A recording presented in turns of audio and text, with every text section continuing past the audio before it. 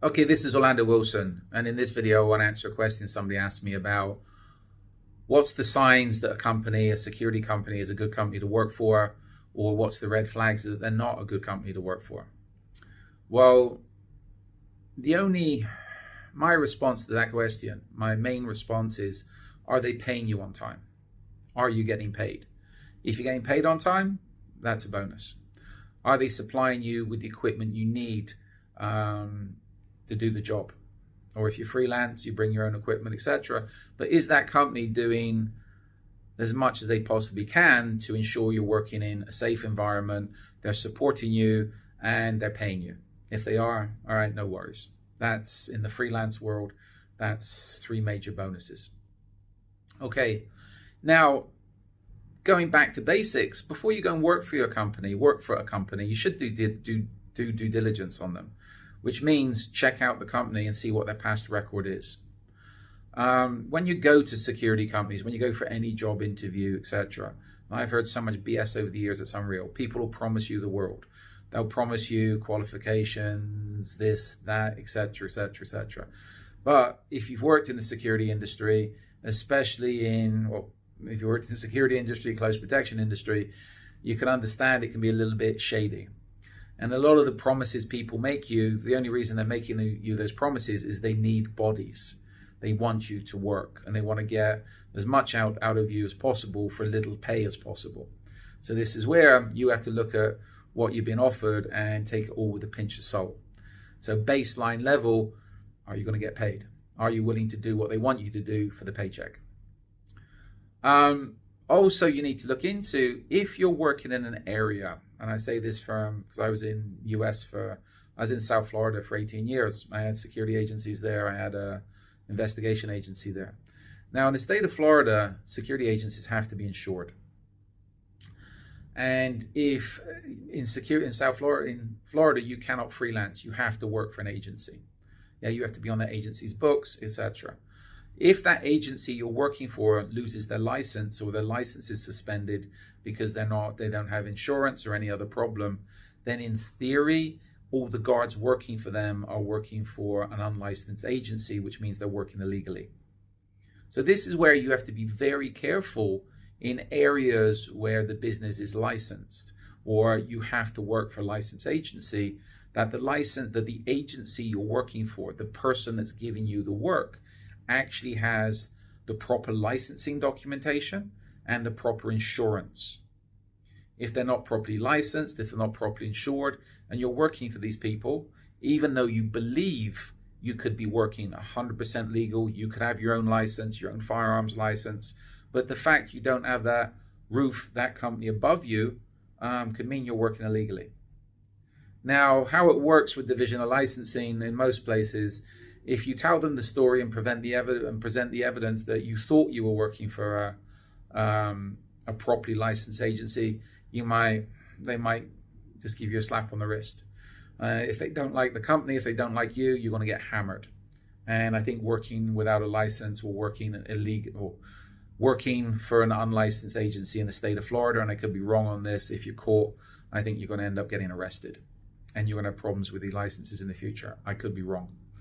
I've known companies in Florida where their licenses were suspended and they carried on operating as normal, and divisional licensing gave them a pass. I take it they knew people at divisional licensing. That's how it works, right? But if I always tell people, make sure, and this is from a company owner as well, always make sure there's no issues with your licenses. There's nothing that's popped up that you've missed or you haven't paid or something. So from an employee perspective, ensure the company you're working for is properly licensed and insured. From a company owner's perspective, regularly check to make sure all your licenses are up to date, your insurance is being paid. There's nothing that you can be caught out with. People might give you a pass if you're caught out, or they might hammer you. It's not worth it. Do your job properly, ensure everything's up to date. I don't like it when people give me a pass on things, because then a lot of people think I owe them favors. I don't owe anybody favors. So the other thing with people when they go to work for a company, you know what? You can go into all situations. all jobs, all details, and look at the job and say, well, they're not doing this right, they're not doing that right, I could do this better, etc., etc. A lot of companies take offense to that. Why? Because it's their contract.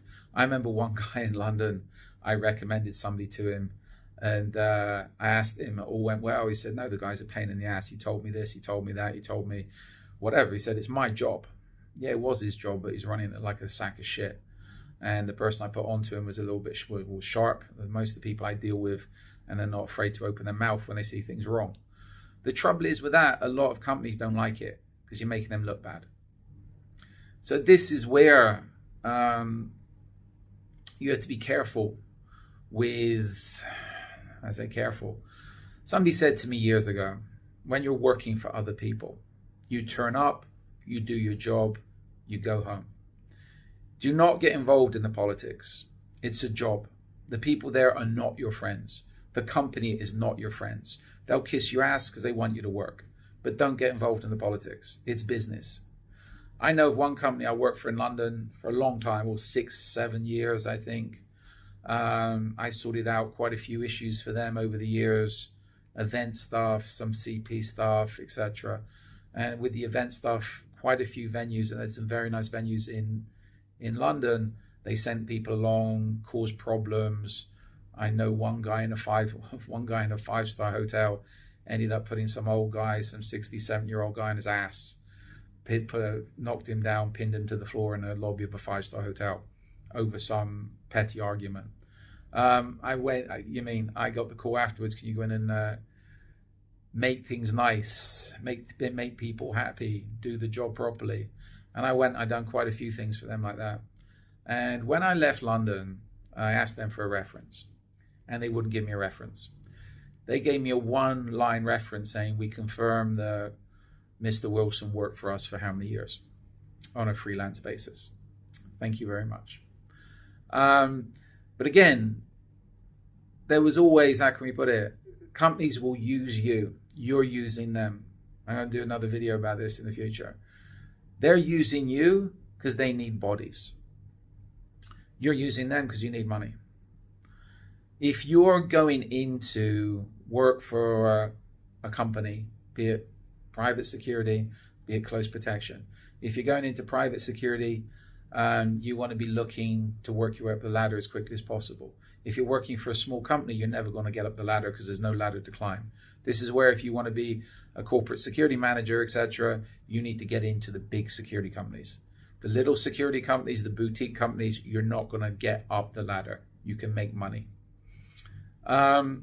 If you're going to work for a security company, be it close protection or man guarding, whatever, you want to think it's not your career. You can make money from there, but your career goal, if you're serious about this business, is to set up your own company, own agency, and get your own clients.